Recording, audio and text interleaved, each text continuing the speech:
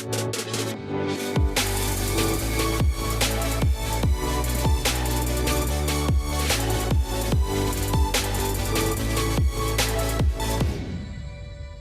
up, everyone? Welcome back to the RP Experience with Southwest Florida Real Producers here. I am your host, Andrew Regenhardt, and today we are going to be talking with Chris Torres from Master Touch Tile and Stone. He's one of our valued partners within Southwest Florida Real Producers. And Chris, it's great having you on. Thank you for having me. Yeah, thanks for joining us today. So I'm excited to hear a little bit more about you, but really dive into kind of our main topic today, which is supply chain and the product availability and kind of how that applies specifically to your company. So, give a little context. You obviously wear a lot of different hats. You've been around and experienced a lot of amazing things in your life. Just to give the listeners an understanding, Chris is in the Army Reserve, and he's an active firefighter, all on top of running a very, very successful business here in the area. So beforehand, you were involved in construction, and now you've grown your Master Touch, which is Tile and Stone company. And it's been really, really cool to hear the quality and the services from the feedback of the realtors on what you do for them. So been pretty impressive. So I know you focus a lot on quality care and service, and it's obviously known throughout the community. So welcome. Thank you. So the first big thing to talk about, right, is within this last year's supply chain crisis, which we all are experiencing in every different aspect. Obviously, if you ask a realtor right now, they'll talk about it. It's the main topic point. What's the biggest struggle for you in your business right now? All right, Andrew. Yes, it's true. We were in some crazy times right now. I mean, basic needs. We receive emails. I'm gonna say maybe a few months ago saying, Chris, we don't have any more buckets. I mean, I'm talking about essential needs. Like a 5-gallon bucket. Like 5-gallon buckets. Chris. Like Home Depot's got a stack of them, right? Yes. Like, Chris, we're not going to have any more buckets. We can't find sponges.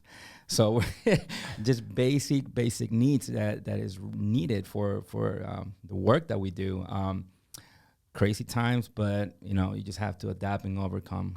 What timeline was that when you literally got the call that said, we're out of 5-gallon buckets and sponges right now? I'm going to say, it's been going. I mean, it's been happening for maybe 3-4 months ago is when we received our first email from a big store saying, like, you guys need to come here and probably buy all the buckets that we have or do something about it and create something, maybe, and not just that. I mean, tiles, grout, thin sit, all the basic needs that we use.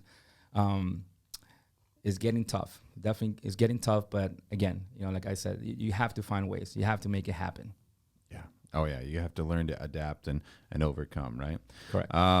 Speaking of adapting and overcoming, tell us a little bit. I know everyone's going to be curious. Can you give us the background just of obviously your military experience and how you're actively involved in the firefighting? Yeah, so it's funny because a lot of people are, especially clients, when they find out, they're like, Chris, how can you do all this? Where do you find the time? And I don't. Like, I honestly need more hours in my day.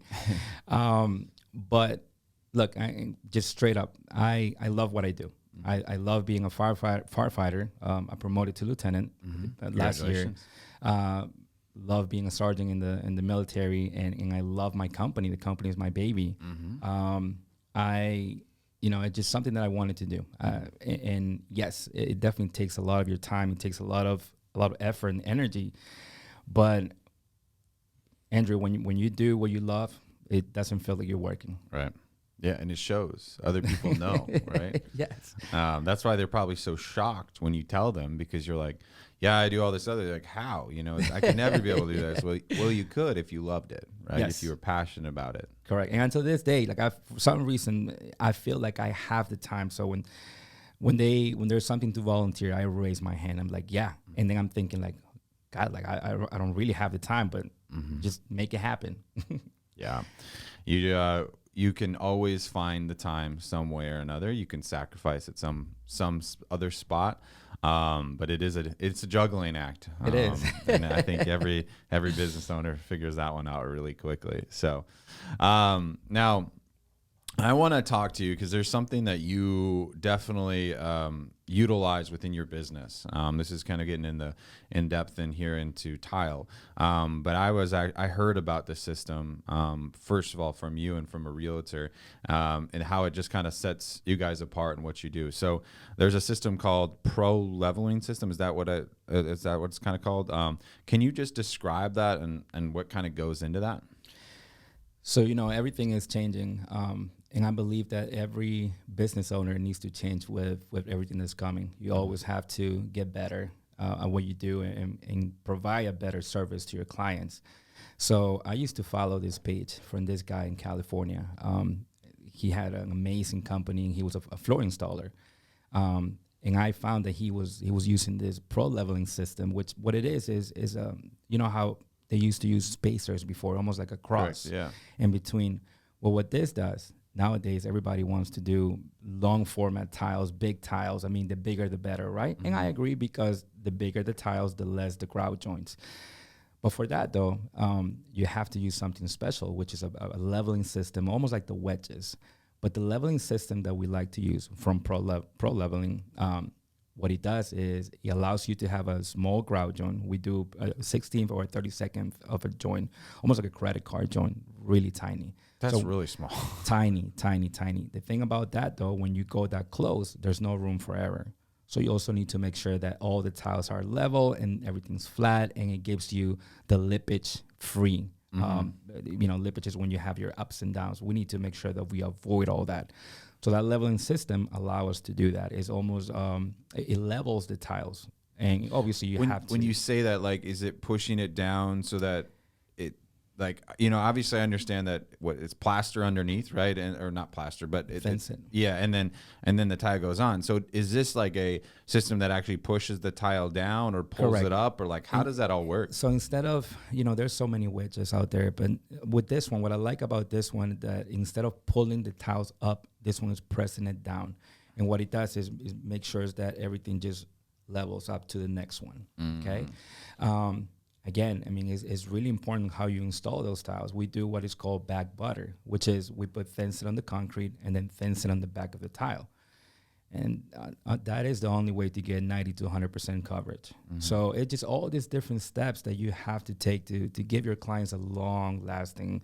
You got to think about this. When you do tiles, you're not doing it every 5 years. Right. You want to make sure that you got 20, 25 years or more for those tiles. So they need to be done right. So that leveling system definitely has changed the game and has helped us, especially with all these new trends. We have tiles that are 60 by 60, 72 by 72. I mean, crazy. You gotta pick them up with 4 guys. That's massive. They're huge. That's a big tile. Now I know I've seen it a little bit. So just from my scrolling on the social media, right, that the tiles are getting bigger and bigger. Is that kind of a trend that you're seeing? Do you think that's going to continue, or what's your thoughts on that? Yeah, so I definitely believe it's going to continue. It definitely gives you a nice, fancy, elegant, classy look. When you do it on the floors, it removes the fact that, you don't get to see those grout joints anymore, like back in the days where you knew it was tiles because you see a big, thick grout joint. Right. So now when you go into a house that they have the long format tiles, I mean, it looks almost like glass. It looks like it's just one floor all throughout. It's good for maintenance because the more grout, the more, dirt is going to trap. And it's just the way it looks. It gives you a nice, classy, elegant look. On the walls, even on the walls in the showers, we've been doing long format. That is good because, again, less places to get water in. And again, the fact that it looks almost like just one tile, one slab. So yes, that's definitely is hitting hard right now, and I feel like it's going to continue. All right.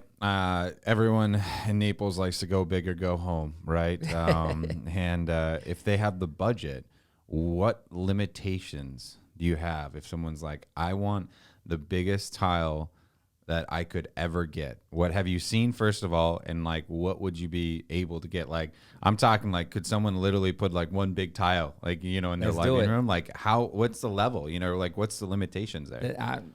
As long as they can manufacture and actually do those tiles, let's get it done. Like, I like challenge. I want to make sure I'm the first one that's putting those tiles in your shower or in your floors. Wow. Let's do it. What's the biggest you've done? We have done 70 by 70s, 80s by 80s. It was just almost like a slab. 80s by 80s.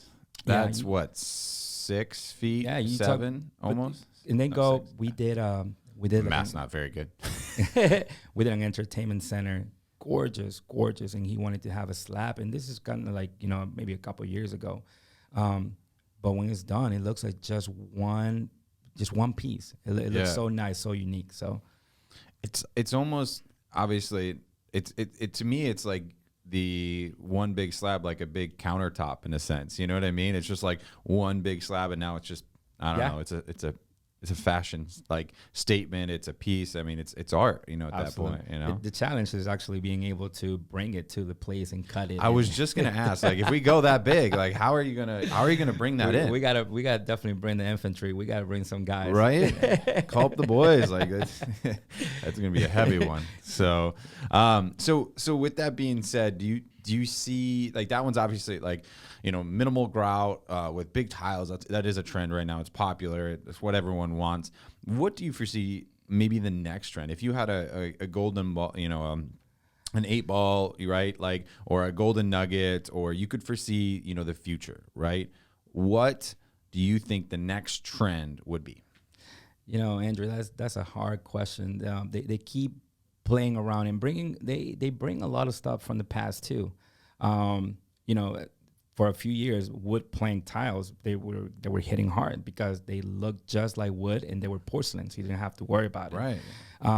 You know, just talking about that, my department just built a new station and they went with concrete polish. So I'm sorry, polished concrete. So what they did, because then you don't have, when it comes to commercial, I think that's the way to go. Because then you don't have to worry about grout. You don't have to worry about scratches. I mean, it's your concrete that has been polished and it looks good. And now you can do so many different. Literally, it's just concrete and polished. Concrete and it's polished and it looks awesome. And, you know, so I feel like that's when it comes to commercial. And you guys do that too, right? We're gonna have to start doing it. Oh, all right. You guys heard it here first. Right? We're gonna have to change with everything. Yeah. 100%. I mean, that's a stone. Yeah. Yeah, it's in the area. It's definitely in the area. You know, we gotta watch a few more YouTube videos. Right? Hey, everyone learns on there. That's the new university, right? That's funny. Interesting. Well, that sounds cool. I know, like, you know, we're sitting here in Venture X, and they have a very modern look. You know, there's a lot of wood everywhere, but they have all the different pilings. Like in the offices, it's open concrete style, brick style, and I think it's beautiful. Yes. You know, I think it's a very elegant look. So I don't blame someone for going that route. And honestly, if I was going to pick it, I'd probably go that route as well. Yeah. So speaking of the raw material, okay, so with the challenge right now, obviously inflation and different things are going up right now. With the cost of increased in raw materials and packaging supplies, etc., how have things adjusted over this last year? Well, it seems like everything's going up, Andrew. And with that, it's just you have to take your time to educate and explain the clients or your customers the reason, because you know, there's been times where they're like, but Chris, like 2-3 years ago, or it was the fact that we gave them a quote maybe 2 years ago and they went out of town and now they came back and they're like, but what happened 2 years ago? Yeah. Or why are your numbers different? Well, everything has changed. You should have been like, have you not looked at the news? Yeah. Hence why you went away for a while, right? Where you Now you're been coming this back past 2 years? Yeah. We've been fighting a good fight right here. Exactly. So, you know, yes, we had to change. There's things that we have no choice.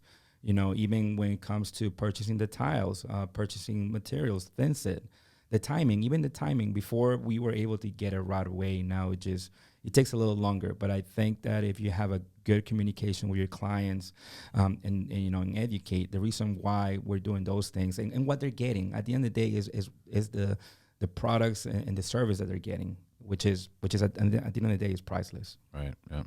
And they have to understand. I mean, it's in every single thing. You look at the used car market, right? Like people are making money on used cars. Yes. I mean, there's never been a situation that I read or heard or anything by someone that was financially savvy that said, yeah, you'll make money on a used car. No, right? So pretty insane. So, all right. I really do want to ask about this rectified tile. It's a luxury thing that people have been talking about. It sounds like it's something about being cut more or something like that. Can you explain it and why it's kind of unique to the market? So the reason why a lot of clients like to go for that or go that route is because these are tiles that have been cut many times, so they're precise. Can you explain when you mean cut, like the edge, or like what do you mean? So the finish of the tiles, correct? So the thing is, like, when you place those tiles next to another one, right, they look seamless. There's no gap in between. Sometimes when you purchase tiles, they might have a press edge, almost like a bull nose, right? Okay. So naturally, when you put those tiles together, they're already creating a gap in between. Okay. Well, the beauty of those tiles is that you can get really close to each other. So, and I do, especially when it comes to wood plank tiles, we have a lot of clients who are like, Chris, I want my floors to look just like wood. Right. So I do recommend going with the rectified tile because we can get really close. Again, wood does not have any grout joints. So we need to get close. Right. When it comes to the long format with big tiles, I always recommend going that route. So yes, I feel like, more contractors need to start working a little more on that because I don't think it's going anywhere. I think this is the future. Yeah. I think the biggest takeaway for me as an outsider kind of looking into tile, because this is not my industry, is it sounds like it's the little things, right? Like if I would go into a home and I'd look around, I'd be like, this is beautiful, right? But why is it beautiful? It's probably those little things that you're mentioning. It's those the grout that I'm not seeing. Would I be like, why do I like it? Oh, because I don't see grout? No, it's just like it looks different, it looks beautiful, and it's those little things that you're doing for that final wow factor. Correct. And I agree 100%. There's a lot of things that happen behind the scenes that the clients never get to see. I mean, the clients don't see the back buttering, the cutting, the mixing. They're going back with 4 guys bringing those tiles. But, they see the final product that is beautiful, but there's a lot of different steps that are required to actually make it like that. Yeah. Now, you've been in your industry and you're obviously an expert into it. What is your kind of next 10-year prediction in the sense within your industry? Well, there's going to be, I feel there's going to be a lot of changes. There's a lot of, the market right now is good. We have a lot of people coming here to our beautiful state and just building and moving into Florida. So everything is good. But we also have to be prepared for if something else was to happen. So I feel like if you have a company that is based on quality service, customer service, and just the basic needs, I think that you're going to get far. So in 10 years, I feel like it's going to change as far as the tiles, as far as the floors. But one thing that you need to remain is just the quality work and your reputation. Agreed, 100%. All right. Well, I love it. Now, one thing we've issued on the RP experience is we have 3 questions. These are going to be the same 3 questions that we're going to ask every guest moving forward. So the first question is, how has a failure or apparent failure set you up for later success? And maybe do you have a favorite failure of yours? Oof, Andrew, that's a really good question. My favorite failure, I don't know if I have a favorite failure. To be honest, I keep failing. I'm still failing. I think that I fail every day, but that's what keeps me going. I like failing, but as long as I'm failing forward, as long as I get up and move and learn from it. If you're not failing, you're not trying. Exactly. So what's my favorite? I think like every day I fail, and I kind of want to fail because it makes you alive. It makes you human. It makes you feel like, hey, get up and do what you need to do.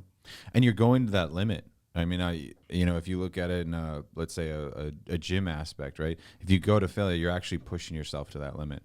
Versus if you may be feeling safe, right? You could get 2 reps, but if you try to go for the 4 or 5 reps, you might fail. But hey, guess what? You did a lot more to get there.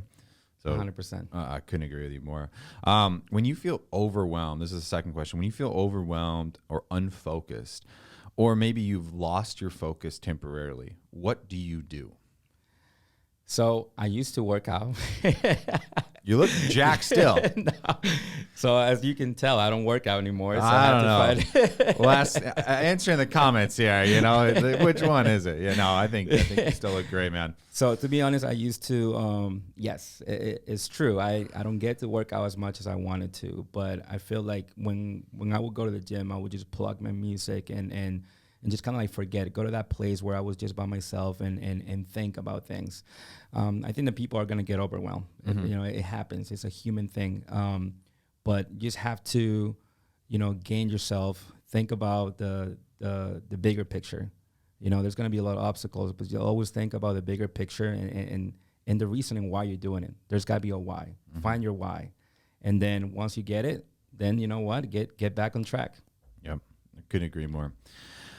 Last question here. What are bad recommendations or advice you hear in your profession or your area of expertise?